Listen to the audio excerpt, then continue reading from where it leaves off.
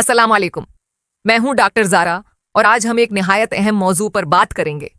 हामिला खवातीन को क्या खाना चाहिए?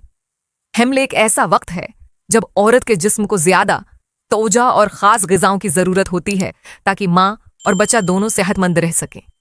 सबसे पहले बात करते हैं प्रोटीन वाली ग़िज़ा की। प्रोटीन बच्चे की हड्डियों और दिमागी नशोवनमा के लिए इंतहाई ज़रूरी है। इसके लिए हामिला खवातीन को दूध, दही, अंडे, दालें, मछली और गोश्त अपनी रोज़मर्रा खुराक में लाजमी शामिल करने चाहिए।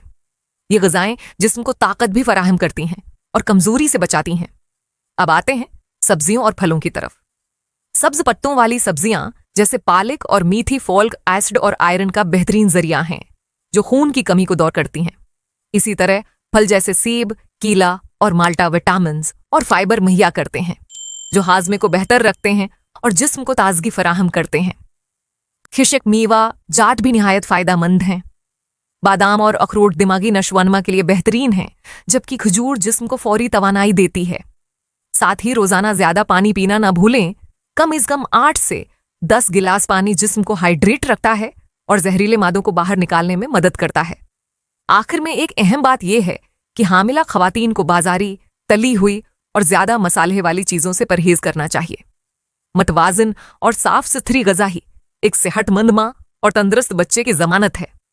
याद रखें, आपकी खुराक ही आपके बच्चे की पहली ग़िज़ा है, इसलिए हमेशा सोच समझकर इंतखाब करें।